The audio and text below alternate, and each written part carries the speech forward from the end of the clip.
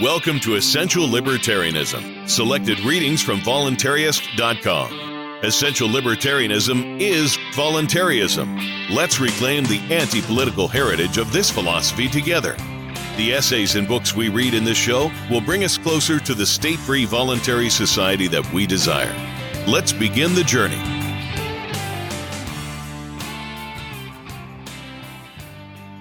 The Catholic Church's Confused Ideas About Stealing by Mark R. Crovelli.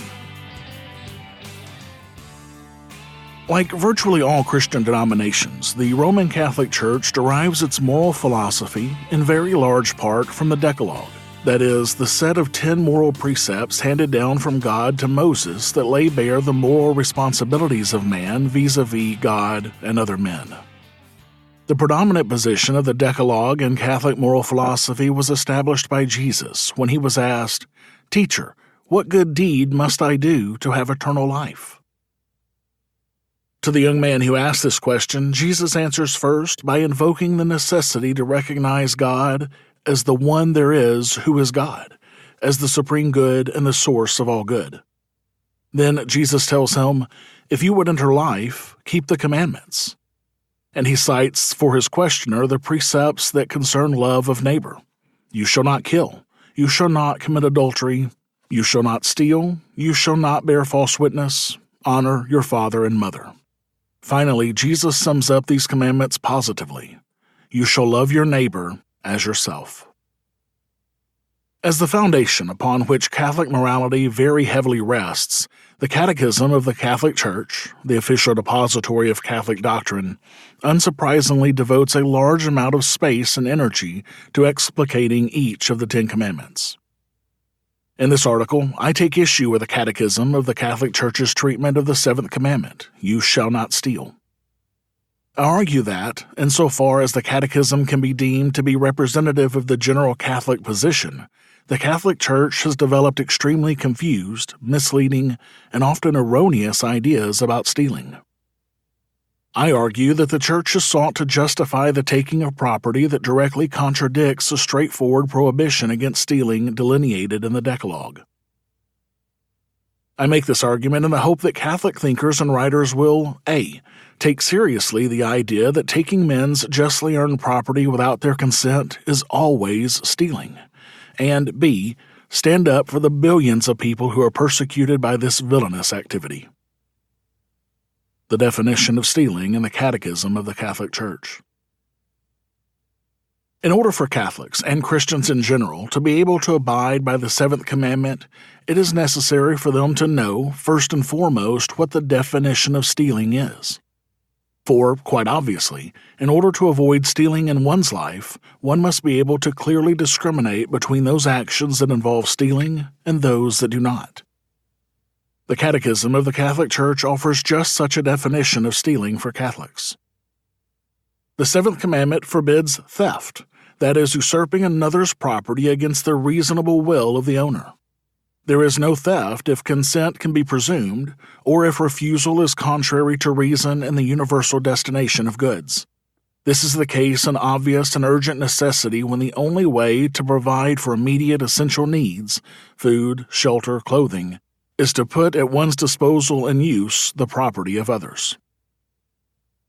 Although it is not my primary intention to dissect and critique this definition of stealing, it should be noted that this definition is extremely ambiguous in a number of respects. It is unclear, for example, whether the phrase reasonable will means simply the rational consent of the owner, or whether it means what the property owner ought to will. Similarly, the relevance of the phrase universal destination of goods is unclear, given Pope Leo XIII's clear admonition that this idea cannot be used to deny the right to private property. The fact that God gave the whole human race the earth to use and enjoy cannot indeed in any manner serve as an objection against private possessions. For God is said to have given the earth to mankind in common, not because he intended indiscriminate ownership of it by all, but because he assigned no part to anyone in ownership, leaving the limits of private possessions to be fixed by the industry of men and the institutions of peoples.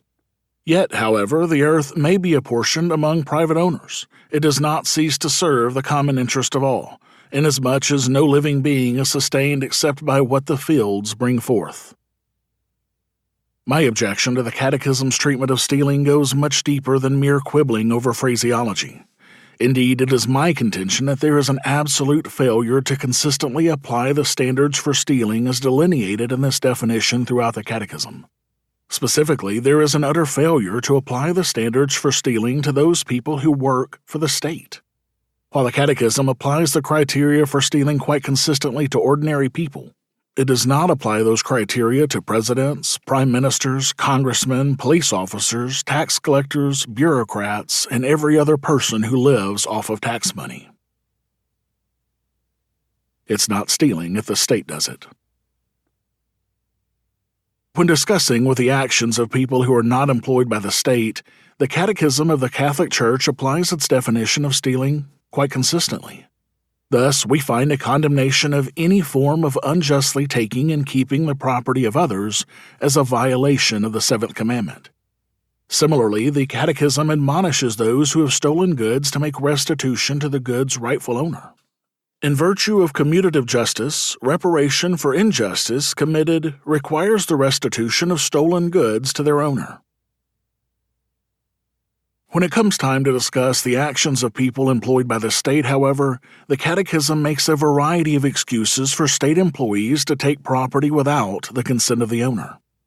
In fact, the idea advanced in the Catechism is that when the people employed by the state take private property without the consent of owners, for example, tax them, they are not stealing. Though the Catechism does not explicitly state that taxation is not stealing, it does nevertheless state that submission to authority and co-responsibility for the common good make it morally obligatory to pay taxes. And it is unjust not to pay the Social Security contributions required by legitimate authority. Taken alone, these admonitions do not necessarily imply that taxation is not stealing. They do have this necessary implication, however, when they are coupled with another central tenet of Catholic, and indeed all Christian morality, namely the duty to disobey the state when its laws are contrary to those of God. We must obey God rather than men, Acts chapter 5, verse 29. With respect to this tenet of Catholic morality, the Catechism explicitly enjoins Catholics to refuse to obey the state when its actions are contrary to the laws of God. The citizen is obliged in conscience not to follow the directives of civil authorities when they are contrary to the demands of the moral order, to the fundamental rights of persons or the teachings of the gospel. Refusing obedience to civil authorities, when their demands are contrary to those of an upright conscience, finds its justification in the distinction between serving God and serving the political community. Render therefore to Caesar the things that are Caesar's, and to God the things that are God's. We must obey God rather than men. Note here that the Catechism does not say that citizens are merely permitted to disobey the civil authority when its demands are contrary to the moral code. Rather, it states plainly that citizens are obliged in conscience to disobey. Putting these two ideas together, we see that the Catechism commands Catholics to disobey the state when its laws run counter to those of God. But it also explicitly commands Catholics to pay their taxes and Social Security contributions. The necessary implication here is that when the state takes money away from people against their will, this is not a violation of God's law, specifically the seventh commandment. For if taxation was deemed to be a form of stealing, and thus a violation of the seventh commandment, Catholics would be conscience-bound to oppose them on principle and refuse to pay them whenever possible. The unavoidable conclusion to be drawn here is that, according to the Catechism of the Catholic Church, it's not stealing if the state does it. Theft is theft, even if the state does it. As was just seen, the Catechism of the Catholic Church takes the position that when people employed by the state take property without the consent of the owner, this is not a form of stealing. I would like to suggest that this is not the position that should be taken by a Christian church that takes the Decalogue as the foundation for its moral code. The seventh commandment is explicit in its prohibition of theft, and it does not make exceptions for people who work for the state. In order to see why taxation is indeed a form of stealing, all that is necessary is to recognize that all people pay their taxes to the state involuntarily. This is true, quite simply, because all people pay their taxes only in order to avoid the punishments that are put in place by the state for those who refuse to obey. I will have several more observations to make about the fact that taxation is theft, but what is truly morally relevant is simply that taxes are paid to the state involuntarily. The involuntary nature of taxation can be seen in the very meaning of the word. As Charles Adams has noted in this regard, the similarity between tax collectors and robbers is also found in the basic meaning behind the word taxation, which means forced exaction. Taxes are not debts, despite the fact that we carelessly refer to them as such. The principle of fair value received, which is the basis for a legally enforceable debt, has no place in a tax dispute. A tax is owed because a government orders it to be paid. Nothing else is required. It matters not, moreover, that the state claims to provide services in exchange for the money it extracts from its subjects. This is true quite simply because if the state must threaten its subjects with severe penalties in order to get its subjects to fork over their money for its services, the subjects clearly don't value those services very much. Sony does not have to threaten its customers with long jail sentences in the company of rapists and murderers in order to sell its newest high-definition televisions, because it provides a product that at least some people are voluntarily willing to purchase.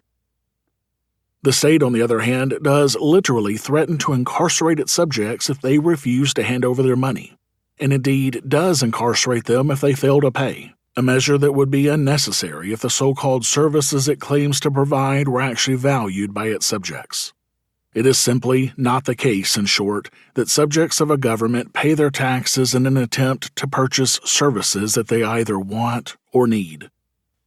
As H.L. Mencken has sardonically observed in this respect, the intelligent man does pay his taxes believing that he has thereby purchased a valuable service.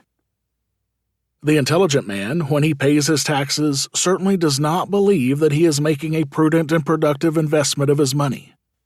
On the contrary, he feels he is being mulcted in an excessive amount for services that, in the main, are useless to him, and that, in substantial part, are downright inimical to him.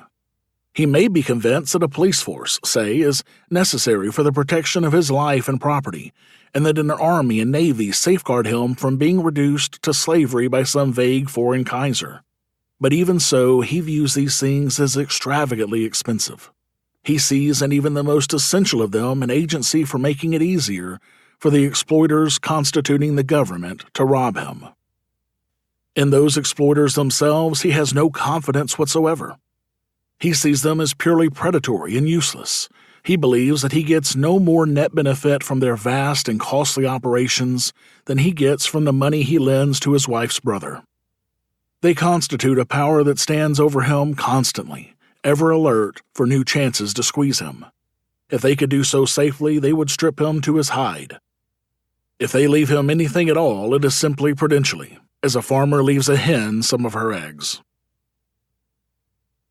Just as taxes are not voluntary payments in return for services rendered, they are also not voluntary contributions intended to help the common good.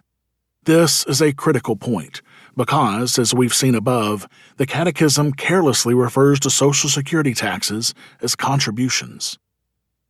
It is appropriate to use the term contribution when referring to a voluntary donation to, say, a Boy Scout candy drive.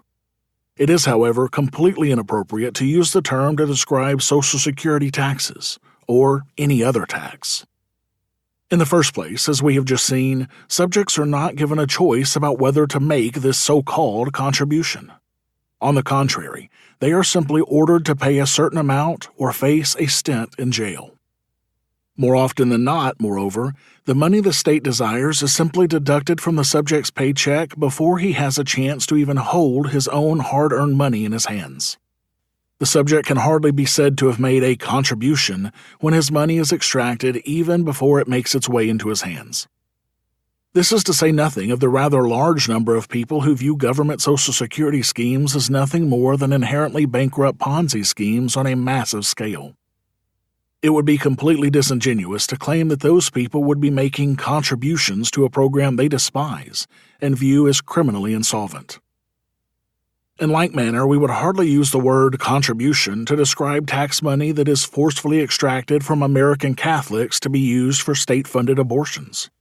Catholics do not want to voluntarily fund abortions, but because taxes, and yes, Social Security payments as well, are compulsory and thus involuntary, they have no choice in the matter. It would be useless to object at this point that people do ultimately consent to taxation, at least in democracies, because they are given the right to vote.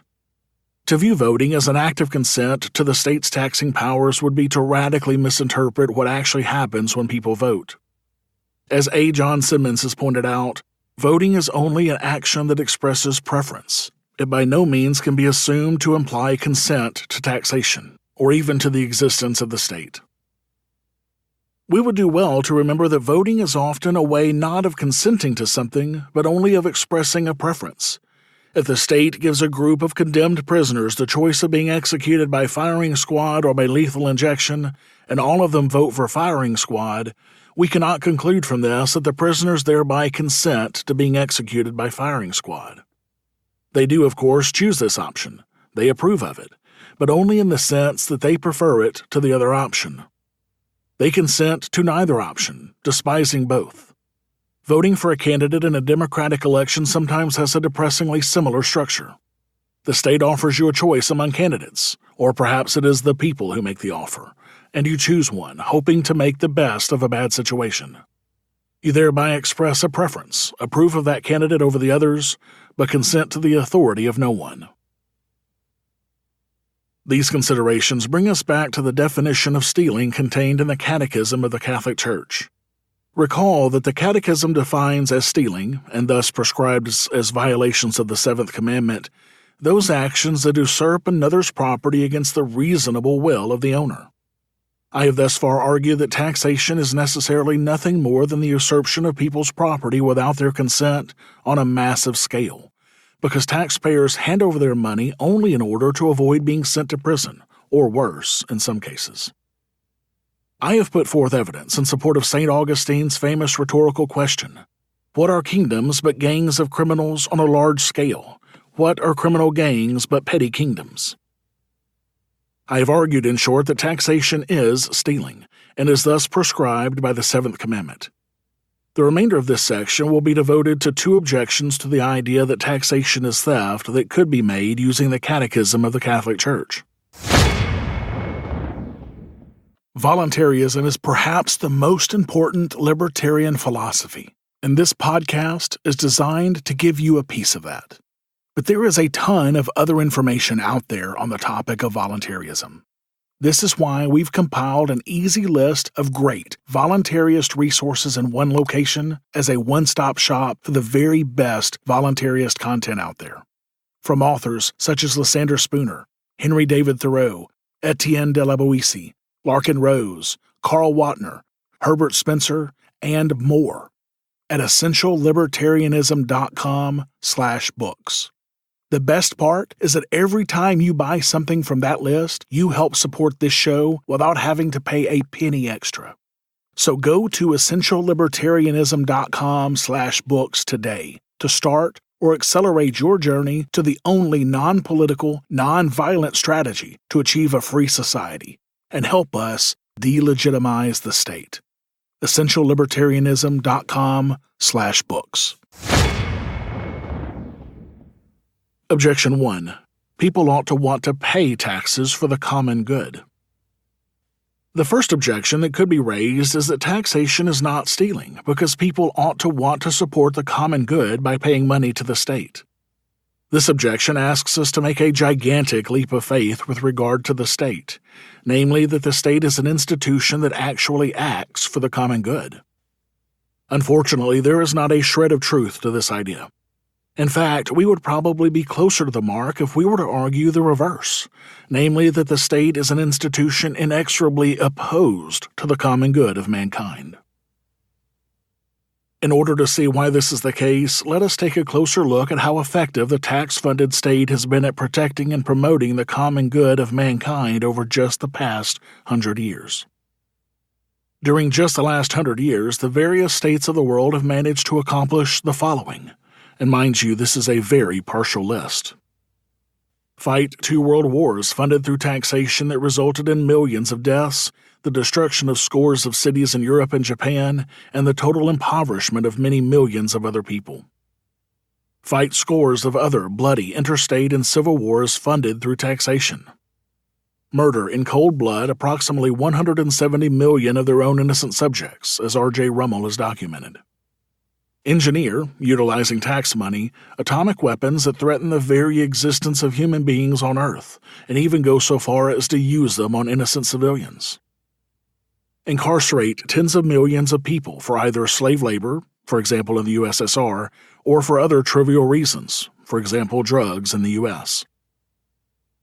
Enter into murderous agreements to limit trade, for example Iraq, and ban the use of DDT in malaria-stricken parts of the world, costing millions of lives. The enforcement of the bans being funded through taxation, of course.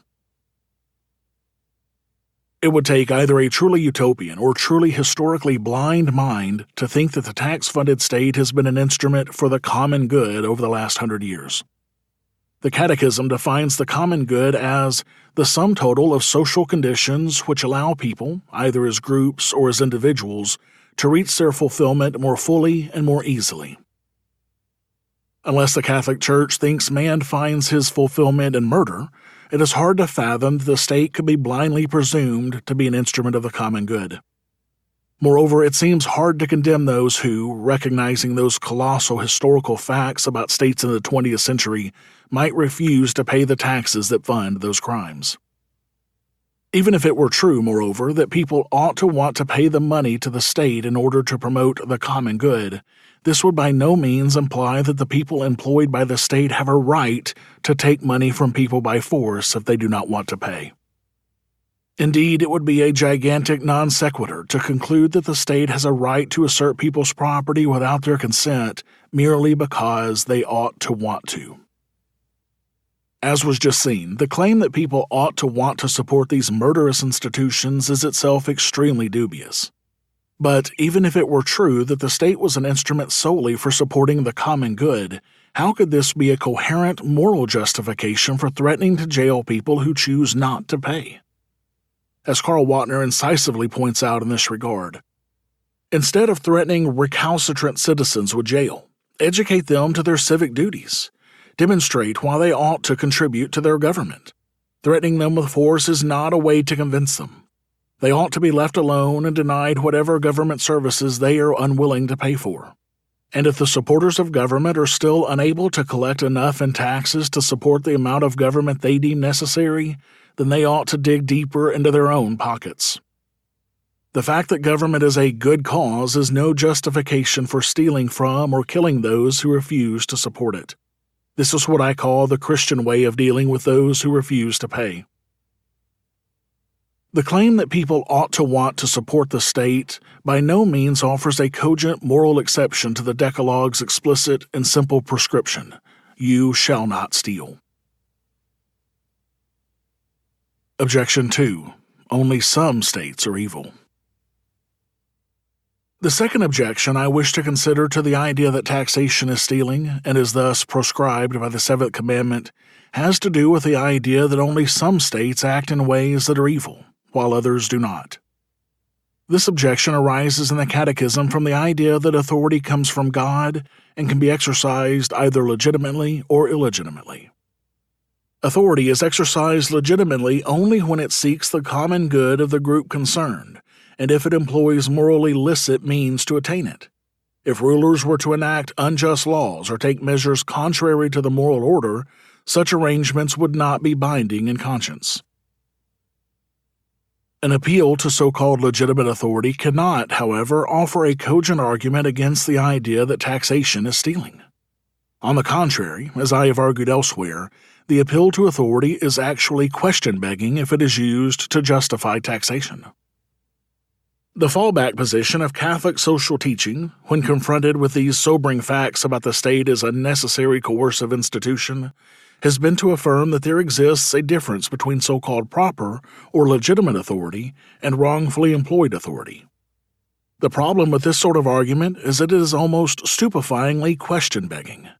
It would be one thing to assert that God has bestowed different gifts on people, and that some men are blessed by God with the gift of leadership, while others are not. It is quite another thing, however, to deduce from this that some men are given the right by God to impress their will on their less fortunate neighbors, take a portion of their neighbor's income by threatening to jail or kill them if they refuse to obey, and impress their neighbors into military service, jury duty, or any other service for that matter. It is important to note, moreover, that the Catechism explicitly asserts that authorities may only employ morally licit means to attain the common good. Given this, and the fact that stealing is not a morally licit means for Christians, any reference to legitimate authority as a justification for taxation is baldly question-begging. The simple fact of the matter is that all modern states derive their funding by threatening people with harm if they refuse to pay. And, as Murray Rothbard observed, since taxation is definitionally synonymous with stealing, it is hard to fathom that any tax-funded, self-proclaimed ruler could be said to be legitimate. All other persons and groups in society, except for acknowledged and sporadic criminals such as thieves and bank robbers, obtain their income voluntarily, either by selling goods or services to the consuming public or by voluntary gift, for example, membership in a club or association, a bequest or inheritance. Only the state obtains its revenue by coercion, by threatening dire penalties should the income not be forthcoming. That coercion is known as taxation, although in less regularized epochs it is often known as tribute.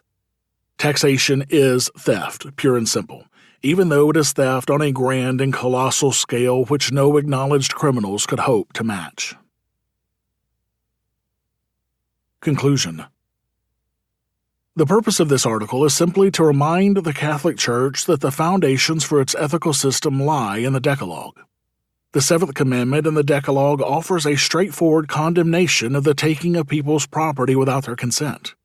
The commandment does not offer exceptions, such as you shall not steal except for old age Ponzi schemes, or you shall not steal unless you work for a group that has an anthem and a flag. The question of taxation is of profound moral importance in the modern world. The people who work for modern states have enriched themselves and armed themselves to the point where they have become a profound menace to the very existence of the earth and the people who occupy it. Their riches are acquired by taking money and property away from ordinary people without their consent, and by threatening to jail them if they refuse to pay. It is of no value to either Catholics or people generally for the Catholic Church to turn a romantic eye towards the state, wishing and hoping that it will become an agent for the common good, while modern states continue to rob and murder their way into the history books. The Christian virtue of prudence, in fact, demands that we view the world for what it is, with clear vision and hopeful resolve. It is also of no value to the world for the Catholic Church to try to trivialize the moral question of taxation by comparing it to abortion, and concluding that, since murder is worse than stealing, we must first deal with abortion before turning to taxation. As St. Bernardino of Siena noted in a story about St. Francis of Assisi, the sheer magnitude of theft in this world makes it a paramount concern of Christians. One day, as St. Francis was traveling through a city, a demon-possessed person appeared in front of him and asked, "What is the worst sin in the world?" St. Francis answered that homicide is the worst, but the demon replied that there was one sin still worse than homicide. St. Francis then commanded, "By God's virtue, tell me which sin is worse than homicide." And the devil answered that having goods that belong to someone else is a sin worse than homicide, because it is this sin which sends more people to hell than any other. Taxation occurs on such a massive magnitude in the modern world that it is perhaps the most consequential moral question of our time. And the Catholic Church, if it wishes to remain faithful to Jesus' admonishment that we should obey the commandments, must come to recognize that taxation is stealing, and is thus proscribed by the seventh commandment. Thank you for listening to Essential Libertarianism. You can check out the archives of all of our episodes at essentiallibertarianism.com. And you can subscribe to future episodes on any podcatcher, including Apple Podcasts, Stitcher, Google Play, and more. This has been a Pax Libertas Productions podcast.